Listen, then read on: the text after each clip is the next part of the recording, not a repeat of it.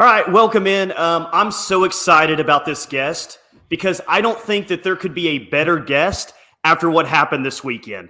DJ Sanchez, you know her as DJ Mathis during her time at OU. 06 to 09, she was in Norman, one of the most accomplished and decorated pitchers in OU history, and now she's a pretty awesome broadcaster as well. DJ, last night, Jordy Bahl was fantastic, 14 strikeouts. What did you think about the true freshman's performance in just her second collegiate start?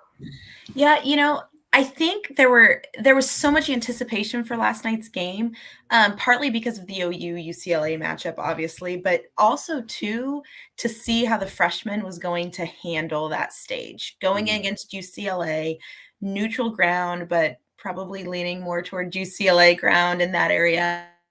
But seeing how she was going to handle it. And she went out and not only did she deliver, I mean, she put together a performance that made you forget that she was a freshman. Her body, I'm big on body language, right? Mm-hmm. And I think that there's a difference in, pitching in high school, pitching in travel ball, but then your second start ever, you see UCLA on the other side. Mm-hmm. And I'd make an argument that if we want to talk about the two best programs in the sport right now, it's probably OU and UCLA. So just from that, like the physical tools, it's clear that she has it. Mm-hmm. But I guess, DJ, what I was most impressed with is just mentally her second ever starts out on the West Coast, not at home or anything with her home fans there. She stares at the other side and sees UCLA and has one of the better pitching performances that we've maybe seen in a while. I don't know if you took that away or not, but that was a big thing for me. And just she's not going to be a star someday. I think that she's ready to be one maybe right now. No question. And again, I think one of the biggest unknowns walking into this weekend and walking into the season, I've gotten this question a lot, is OU going to repeat? How good are they going to be? And I think the biggest question has been, what is the circle going to look like? Yeah. We all knew how talented Jordy Bahl was coming out of Nebraska, the things that she did in travel ball, the things she did in high school ball. I mean, she was the name and has been the name in that region since she was in middle school. And to come here and get that start like she did yesterday on that stage, you don't know what's going to come out. Everyone knows the talent is there. Coach Gasso has talked about how talented she is from the day that she signed. But when you're thrown into the fire like that as a freshman, you don't know how freshmen are going to react. Usually, I mean, I'm going to be honest, you watch a freshman go in and take their lumps a little bit, especially weekend one. You expect to see good, but you don't expect to see seasoned like that. She looked seasoned in the body language, and you mentioned that already, Tyler, of just seeing how she was bouncing around and kind of almost waving. She'd strike people out. I saw a frozen K yesterday in the game, and she is just waving those UCLA players off the field. And and she just absolutely is taking charge. It's really something to see, especially, again, that was her first complete game as a freshman. We're only 4 games in. We're really early in the season. But, yeah, you're getting the question that everyone's asking right now, and what I'm probably going to ask here in a few minutes, could this team be the best of all time? And if there was a question going into the year, well, let's see how they replace G. Juarez. Let's see how they replace Shannon Sale. That's the big question. Is it too early to say through 4 games and after that performance last night and the fact that Hope Troutwine's been so good and Nicole Mays looked good as well, is it fair to already say that it's not a question mark? In fact, it's actually a strength with this team, or do we need to see more develop? There's so much returning from that national championship team of last year. You have the veterans in Jocelyn Allo and Lindsay Elam and Jana Johns. I mean, the list goes on. And then you have this group of sophomores with Tiare Jennings and Jada Coleman and all of these sophomores who are coming back. That lineup, I mean, I've looked at the box scores and the lineups from the first 4 games, and that offensive lineup and that defensive lineup is almost identical to what we saw roll out there in the national championship game. Mm-hmm. Offensively, I don't think that there's any question that this is going to be a continuation of last year. And looking at some of the comparisons of, is this the best OU team? Not just OU team. Is this one of the best offensive teams that we've ever seen put together? And I think that all they have done is prove that time and time again. We're still only 4 games in. I have no question that this team is going to be a force to be reckoned with. I think it's hard to say, oh, this is the best team we've ever seen 4 games into the season. It's still February, but they're making a statement with what they're doing this weekend. And I think last night against UCLA and the way that they handled UCLA in the circle offensively, everything that they did, it's going to be interesting. I think everyone talking about the hype of this team, they're living up to it so far. I don't know if you know this or not, but last night's performance by Jordy Bahl, there's actually a small connection towards you last night's performance. So she had the most strikeouts by a true freshman since Kalani Ricketts struck out 15 against A&M in 2010. Yep. You were on the staff then. So you're probably the perfect person to ask this, because we talk about Jordy Bahl bouncing around. She's got supreme confidence. She's got it all. But you kind of don't know what you don't know as a true freshman.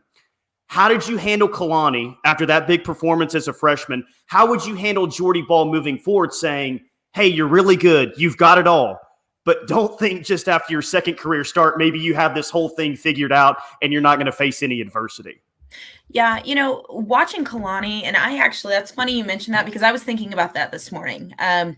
Watching what Jordy Bahl did yesterday and being so fortunate to be a part of that staff when Kalani was a freshman and watching what she did. And I would be a liar if I sat here and said that Kalani just walked in and set the world on fire. She obviously was such an unbelievable talent and still is an unbelievable talent and has done unbelievable things for our game. But I watched her take her lumps at times as a freshman. And at the time, she was one of the best in the country, not just one of the best freshmen. She was one of the best pitchers in the country.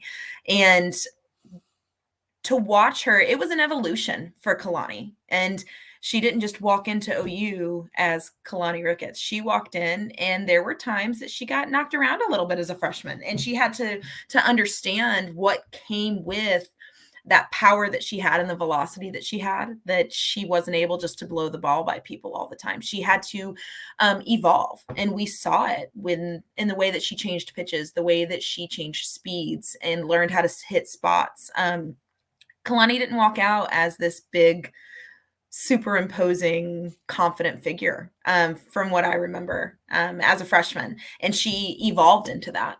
Watching some of the clips from last night and watching Jordy Bahl bouncing around, that's hard to teach. That's not something you teach. That's something that is innate in the way that she has gone about the game since she was a kid, probably. So to say that pitching was as simple as I've got it and I'm going to go out and I'm going to strike out 15 people every game. I wish it was, I wish it were that easy. My life would have been a lot easier, but it's something I think at times that she is going just to have to continue. And I'm going to use that word again, to evolve. As good as she was and has been to start the season, people are going to continue to get adjustments. People are going to start getting scouting reports on her and watching film and all of these things that each of these teams do to prepare each week. So she's just going to have to continue to get better every single week. And I'm very confident we're going to see that. The only thing that you take away from her performance against UCLA in a negative sense, and it may not be that big of a negative, is, well, she had a handful of illegal pitches. Well, even with that, she still didn't allow an earned run and had 14 strikeouts. Is that a big deal moving forward, do you think, or not so much? Kind of watching it, I think part of that could be adrenaline.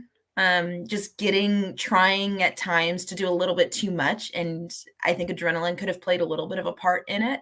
I'm sure that this is something, watching mechanically in the way that she goes about things. I have a feeling from watching the clips, I think they were calling a little bit of a replant on her front foot. I've had that called on me a time or two. So luckily they don't give the base anymore, which is great. It's just a ball on the batter, but I think it's something that just to be aware of. I don't think it's something that is necessarily a negative. Probably more so when she gets back tomorrow or this evening and they get back to practice on Tuesday, getting a few adjustments, getting back in the bullpen and maybe kind of saying, okay, what specific pitch is getting called illegal? Is it only on curveball? Is it only on a certain pitch? And kind of seeing where it's coming from and go from there. And she obviously was able to fix it. I always think it's goofy when there's, a couple, this is not a knock on umpires because we all know umpires are great. Yeah, but seeing a couple illegal pitches here and there, I always think it's amazing that maybe one gets called and then it doesn't really ever get called again. Unless it's something kind of out of the ordinary, but usually an illegal pitcher does not just magically fix her illegal pitches from one to the next. So I'm confident that it's probably not that big of a deal. And then on Tuesday, kind of just getting back to work with Coach Rocha in the pen and going from there. The team's going to leave California, and Jordy Bahl is probably the biggest story in all of college softball coming out of this weekend. And as we talked about, the offense is incredible. They can hit for average. They can run. Obviously, they can hit home. I mean, they can do kind of everything. We know this team has it to repeat. But what do you see as the main challenge from here until the postseason for this team to put themselves in position to win another national championship when you know it, I know it, we all know it, they even know it. They're primed again to win another national title. Like what's the main challenge between here and the postseason?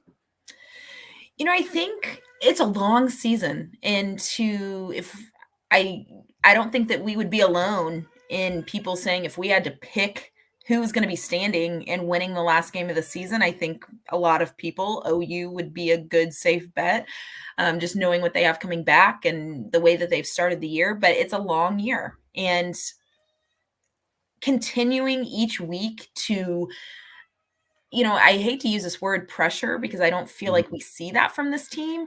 But when you have those expectations, coming off of a national championship, coming in ranked number 1, coming off of the very first weekend so far, I mean, this pitching staff hasn't given up an earned run yet. We see Jocelyn Allo in the home run hunt. We have a group of sophomores who put up monster freshman seasons. There's a lot, those are some big shoes to fill. There's a lot that I think at times it's going to be, we have to make sure that we're living up to that. And just, I think for this team, it's just trying not to press and trusting the process and knowing that if you're going to the field each day, you're preparing the way that you need to, and you're doing everything you can to stay consistent. I just think it's going to be playing within themselves and not trying to do too much, not trying to live up to that hype so much. I think that that's something that we might see as the year goes on. And that can be a lot for a team. So we're going to have to see these seniors really lead and try to keep everybody grounded and on the same page. I was like every other OU softball fan Saturday night. I was frustrated, mostly because I'm cheap and didn't want to pay $30 for 1 month to float softball. Okay. But come on, DJ. I think OU and UCLA are the two best programs in the sport right now, right? Yes. And I think softball as an entire sport, not just collegiate softball, I think softball as an entire sport probably has more momentum behind it than it's ever had before. Mm-hmm. I get TV contracts, but we've got to figure out a way to put an OU and UCLA softball game on a Saturday night when nothing else is going on TV somewhere. That's just I don't know how you feel, but that's just my opinion. Preach, Tyler. No, I wholeheartedly agree. I mean, we're seeing a sport that has done so much. I mean, you think about what has happened to college softball over the last decade. With social media and all of the access. I mean, I saw something a couple weeks ago that OU softball has, I think, one of the most followed and hit on Twitter pages. I mean, we're talking about young women who walk around town and everyone's going, "Oh, that's Mackenzie Donahue. That's so-and-so." I mean, they're not just local celebrities anymore. This sport has grown nationwide. It's grown worldwide. And it's a travesty, in my opinion, that a game like that on opening weekend is not on ESPN. It's not on television anywhere for people to watch. That'd be, opening day basebouldale is such a big deal in the major leagues. And opening weekend with what's going on in college softball, you already said it, Tyler. There's no reason that game shouldn't have been televised somewhere. Especially not for $30. Right. Yeah. Golly. I got to cancel that at the end of the month now, right? When the games actually are on TV. Yeah, it's a travesty that happened yesterday. What isn't a travesty, though, is all the support that OU is showing right now, including a new stadium. Love Stadium is coming here in a couple of years. As an alum, how awesome is that to see that? I mean, not only is OU really putting money into this program, as are outside businesses, but OU's about to probably have the nicest facility in all of college softball, along with the greatest program that's out there right now. It's kind of scary when you think about it, actually.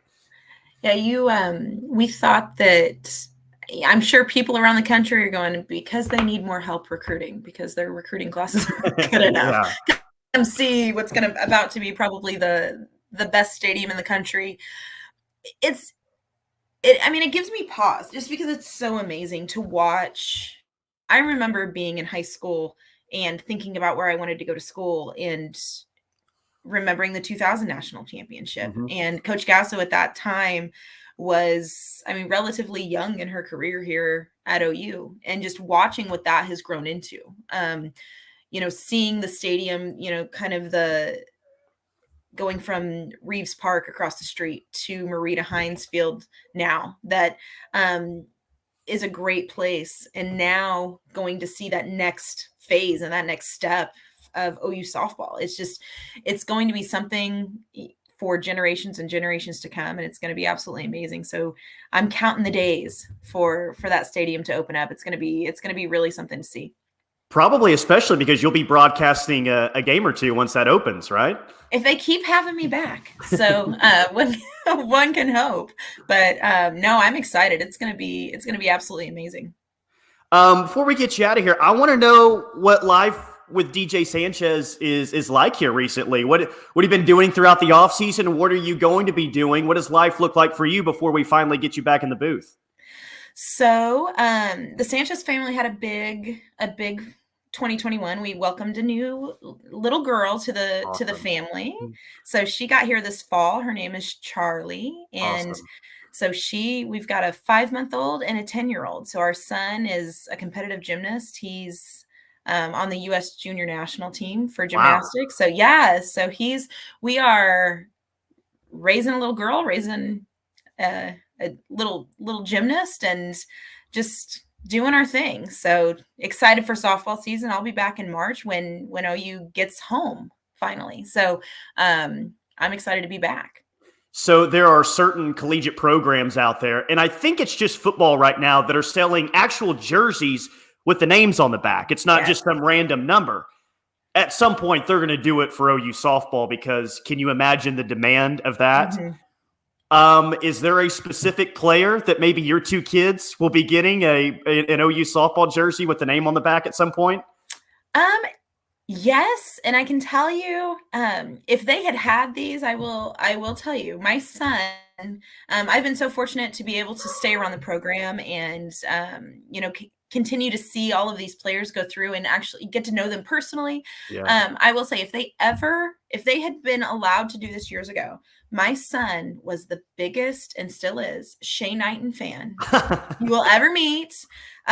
He would have been rocking that Shea Knighton jersey everywhere. We went to the World Series when I was doing radio with Plank at the series this summer, and the first question I got is Shea going to be there? And I go, I don't know, buddy. So, but no, I'm excited to kind of see how it all goes. There's no question that we're going to see little girls, we're going to see adults, we're going to see all of these kids walking around in OU softball jerseys, and it's just a testament to everything this program has done and everything, the way the sport's going. It's really awesome to see. Last question for DJ, and if you're listening this in the audio form, you're not going to be able to see her right now. But I have noticed that DJ, it is Super Bowl Sunday, has on a Rams t-shirt. What's up with that? You're not confusing your loyalties right now. So, okay, I have to tell you this. Okay, so I grew up in the St. Louis area, and part of this is because we're going to go over and watch the Super Bowl at my mom and dad's house this afternoon. But growing up in the St. Louis area, obviously the St. Louis Rams. Well, when the Rams left St. Louis to go to LA, and this is a true story, my dad and my little brother were so angry that the Rams were leaving. Okay. They took all of their Rams gear and burned it. Wow. And I think this is like the last shirt that made it out of the Mathis household. And I've kept it just for this day. And I'm wearing it over there to rub it in my dad's face. I love that so much. So, and I have a hard time cheering for the Bengals. I can't cheer for an Ohio team that doesn't have Baker Mayfield on it. Exactly, right? And they're orange and black too, so that makes it even easier. I lied. One last question. Orange and black made me think of another one. Oklahoma State's top 5 team right now. Yes. Saw UCLA. Of course, Bama's going to have Montana Fouts back. Washington with Gabby Plain. I probably just mentioned them all, so sorry about that. But who do you view as maybe the main competitors for a national championship this year for OU? You know, I was really impressed with Montana Fouts last year. And what she did for Alabama. The World Series didn't end for her. I think the way that they would have envisioned, but I was really impressed of all the young pitchers I saw last year. I was so impressed with her and the way that she carried herself. And I really think we're just going to see her come back and be even better. I mean, there were times she was absolutely dominant last year, and I think we're going to see an extension of that. So I think Alabama's going to be up there. There you go. She's DJ Sanchez. You can catch her broadcasting some OU softball games this year in 2022, which is always awesome. You and Plank make a great team.